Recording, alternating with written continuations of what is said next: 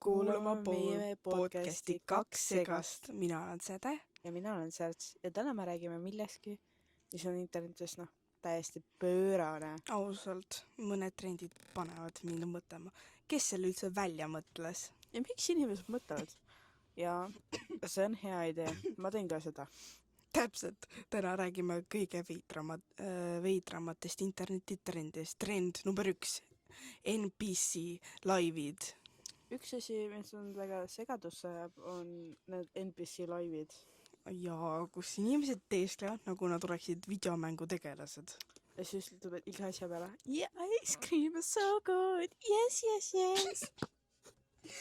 Ja inimesed saadavad neile raha, et nad ütleksid sama asja uuesti. Ma ei saa aru, kas see on geenius või täiesti hull. Ausalt, natuke mõlemad. Trend 2. Imelikud lifehackid. Teine asi on need imelikud lifehackid.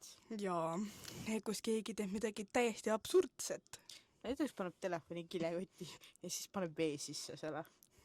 Või teeb pastat kohvimasinaga. Särts, kes seda päriselt teeb?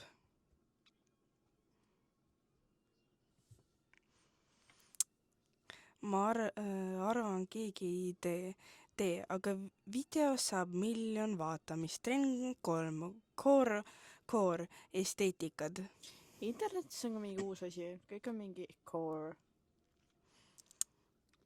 Ja näiteks clean girl core, that girl core, tomato girl core. Ma ootan, millal tuleb 2 segast core.